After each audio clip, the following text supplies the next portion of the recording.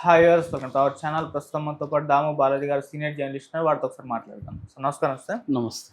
Sir, Vallabhaneni వంశీని 3 రోజుల పాటు కస్టడీకి ఇచ్చారు సార్. అయితే ఈ కస్టడీలో అతని పైన థర్డ్ డిగ్రీ ప్రయోగిస్తున్నారు అంటూ వార్తలు వైరల్ అవుతున్నాయి. అంటే రఘురామకృష్ణరాజు గారి స్టైల్లో ఈయన పైన ప్రయోగించే ఛాన్స్ ఉందని కూడా చెప్తున్నారు. మరి నిజంగా థర్డ్ డిగ్రీ చేసే అవకాశం ఉందా? అండ్ ఇంకోటి ఏంటంటే సార్, ఈయన అక్రమాలని బయట పెట్టడానికి సిట్ ఒకటి ఏర్పాటు చేశారు ఇప్పుడు గవర్నమెంట్. మరి ఈ సిట్ వేయడం వలన ఇంకా ఉచ్చు బిగించే అవకాశం ఏమన్నా ఉందా? ఏం జరుగుతుంది సార్ వల్లభనేని వంశీకి సంబంధించి? Vallabhaneni Vamsi bad time start అయింది. ఆయన అరెస్ట్ అయ్యి జైల్లో నానా ఇబ్బందులు పడుతున్నాడు. బెయిల్ ఇప్పటి వరకు రాలేదు. ముందస్తు బెయిల్ రిజెక్ట్ అయింది ఆయనకు.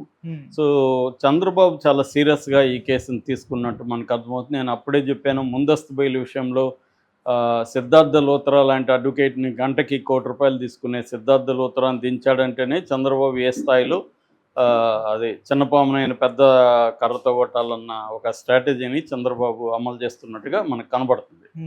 లేకపోతే ఈయన ముందస్తు బెయిల్కి సంబంధించి సుప్రీంకోర్టులో టాప్ 5లో ఉండే ఒక అడ్వకేట్ని తీసుకొచ్చి ఎవరు కూడా పెట్టరు. కానీ చంద్రబాబు పెడుతున్నాడంటే ఇతని మీద ఎంత సీరియస్గా ఉన్నారనేది మనకు అర్థమవుతుంది. దానికి కారణాలు కూడా అందరికీ తెలుసు. చంద్రబాబుని ఒక రకంగా ఏడిపించడానికి ఇతనే కారణమయ్యాడు. ఇతను భువనేశ్వర్ గారి మీద, లోకేష్ పుట్టుక మీద ఇతను మాట్లాడిన మాటలే తర్వాత వైసీపీ వాళ్ళు అందరూ కూడా మాట్లాడారు. పైగా ఇతను తెలుగుదేశం టికెట్ ఇచ్చి 2014లో తర్వాత 2019లో గన్నవరం నుంచి గెలిపించింది తెలుగుదేశం. సో తెలుగుదేశం నుంచి లేకపోతే ఇతను మామూలుగా అనామకుడిగా ఉండేవాడు, పరిటాల రవికి అసిస్టెంట్గా ఉన్నాడు తప్ప ఇతనేమి అంతకుముందు పెద్ద రాజకీయాల్లోనో ఇంకోటో కూడా కాదు. ఏవో 2-3 సినిమాలు ప్రొడ్యూస్ చేశాడు, పరిటాల రవి అసిస్టెంట్గా ఉండి కొన్ని కాంట్రాక్ట్లు అట్లాంటివి చేసేవాడు. బాగా చదువుకున్నాడు.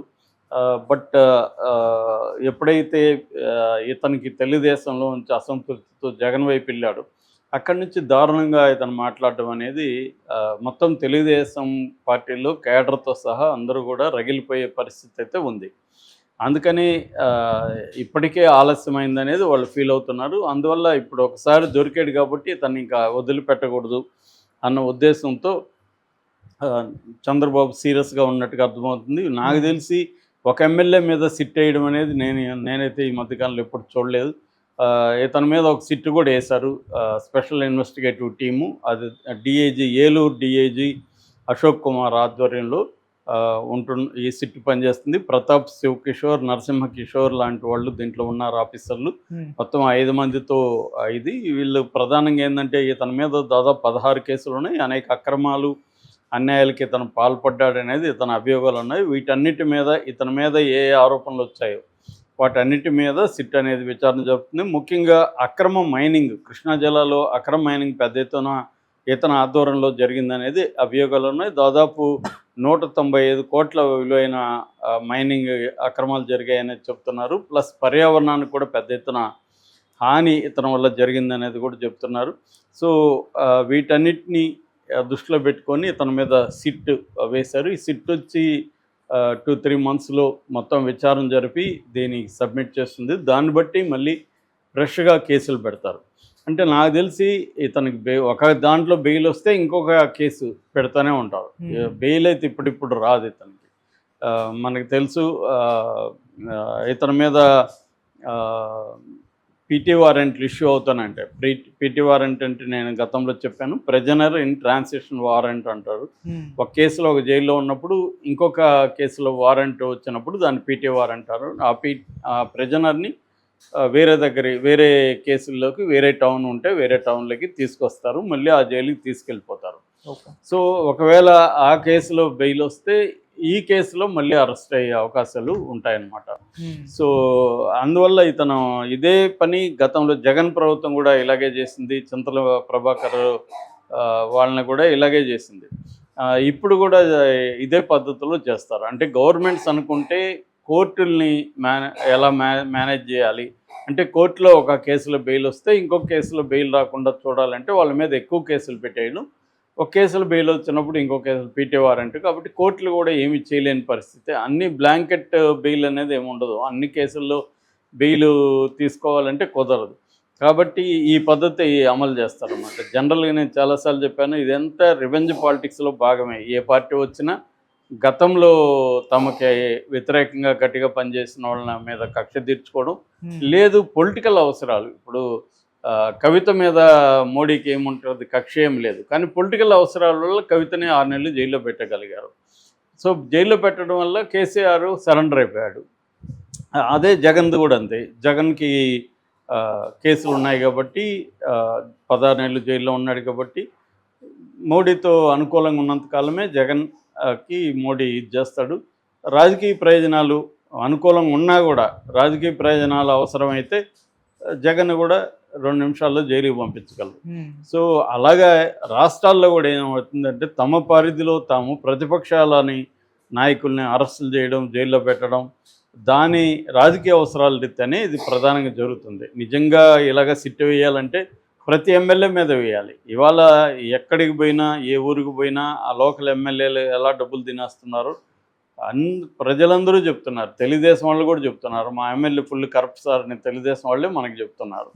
సో మరి వాళ్ళందరి మీద కూడా సిట్ వేయాలనుకుంటే నిజానికి జగన్ ప్రభుత్వంలో చాలామంది ఎమ్మెల్యేల మీద వేయాలి, ఇవాళ కూడా చాలామంది ఎమ్మెల్యేల మీద వేయాలి. మరి ఇది సిట్టు నిజానికి చంద్రబాబు ఏంటంటే జనరల్గా ఆయన కల్చర్ ఏంటంటే సిట్లు వేస్తుంటాడు ఎక్కువ.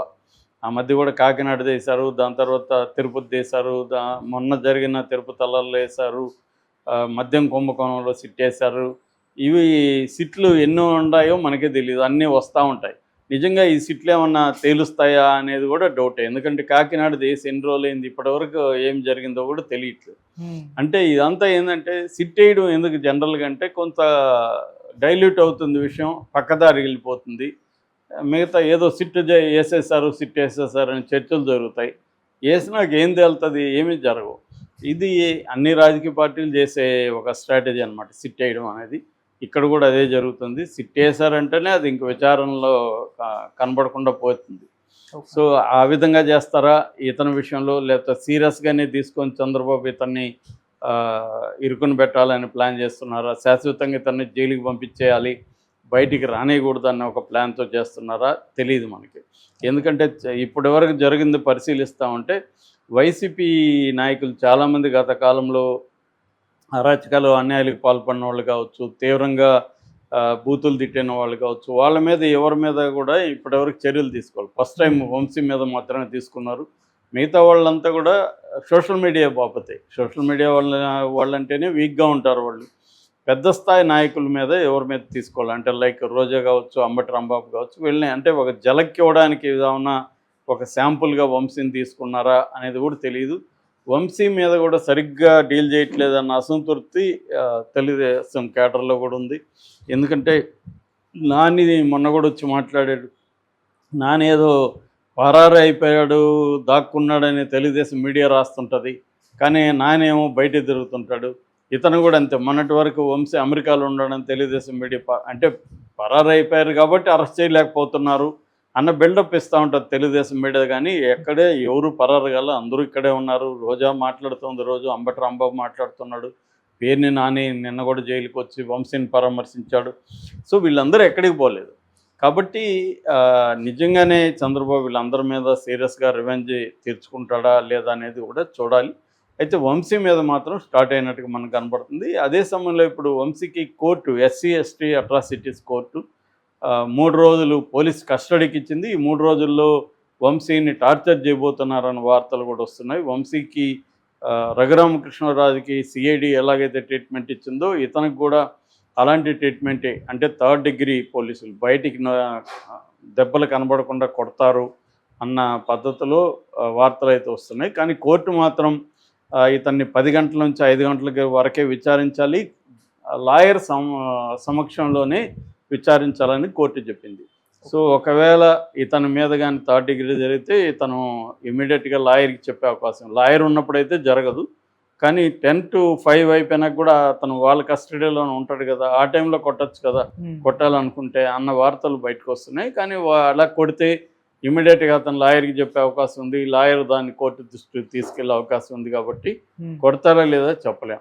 ఒకవేళ అంటే నువ్వు కొడతాము, మేము కొట్టబోతున్నాము, కొట్టినాక నువ్వు కానీ చెప్తే మళ్ళీ కొడతాము, ఇంకొక కేసులో కొడతాము, నువ్వు ఎట్లాగో కోర్టులో ప్రూవ్ చేసుకోలేవు, కాబట్టి మా దెబ్బలు దీన్ని సైలెంట్గా ఉండు, అదేదో ప్రకాష్ రాజ్ డైలాగ్ లాగా గిచ్చితే గిలించుకో అరవద్దు, అన్న యాంగిల్ ఏమన్నా కొడతారని తెలియదు. ఎందుకంటే ఇప్పుడు రఘురామకృష్ణరాజు కూడా బయటకు వెళ్ళి కోర్టులో చెప్తాడని తెలిసే కొట్టారు కదా. సో ఇది కూడా అలాగే జరగచ్చు. వాళ్ళు అనుకుంటే అది పెద్ద విషయం అయితే కాదు. కోర్టులను కూడా ఈ తెలుగుదేశం ప్రభుత్వంలో కానీ పోలీసులు కానీ ఏమీ కేర్ చేయట్లేదు. మొన్న హైకోర్టు అనేకసార్లు వాపోతుంది, ఫుటేజ్ ఇవ్వట్లేదు, సీసీటీవీ ఫుటేజీ మీరు తీసుకెళ్తున్నారు, కొడుతున్నారు, వాళ్ళని మళ్ళీ తీసుకొచ్చి వదిలే జైల్లో